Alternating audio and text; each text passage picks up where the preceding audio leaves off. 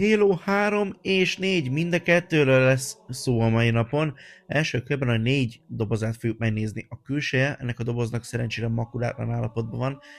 Igen, ezen én is nagyon csodálkoztam, de szerintem a srác, akitől vettem Vintiden keresztül, ő eléggé vigyázott mind a két dobozra. A 4 belsejében ugyanúgy ott van a két lemez, továbbá egy kevés papírost is találunk, de ez nem annyira kirívó, egy egyszerű ilyen Microsoftos tájékoztató van benne, hát ezzel nem vagyunk annyira előrébb.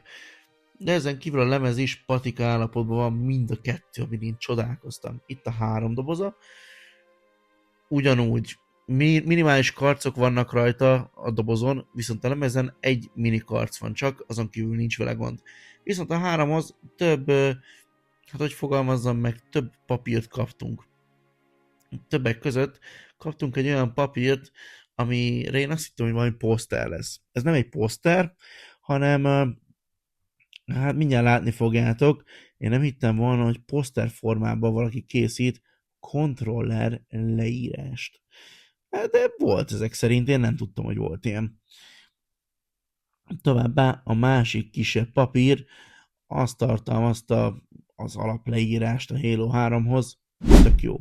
Nézzük a játékokat. Ennyit elmondok, hogy csak a 4-et fogjátok látni, ugyanis a 4 nekem sokkal jobban bejön, mint a 3. Szerintem ebben lehet a rajongók másképp gondolkodnak. Tudom, hogy ezt igazából más stúdió is készítette, meg ide nagyon jó kisfilmek készültek be harangozóként, viszont nem annyira hasonlítottak a játékhoz, ha jól emlékszem, és ebből voltak gondok is. Ettől függetlenül szerintem grafikailag jobban megállja a helyét, igen, és itt került be az új Cortana design is. Hát, hogy is fogalmazom, kicsit előnyösebbre készítették el Cortanát.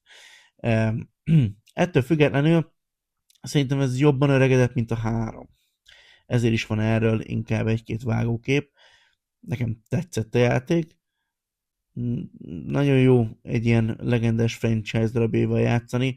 Én az Infinite-tel is szoktam játszani, főleg multizni inkább, mert hát van egy-két haverom, aki nagyon bírja, és tök jó még mindig. Szerintem ez egy legendás franchise. Kíváncsi vagyok a ti véleményetekre, hogy melyik játsztok 3-mal, 4-jel, melyik tetszik nektek jobban, vagy mondjuk a Halo széria többi darabjára is kíváncsiak vagytok-e. Addig is, sziasztok!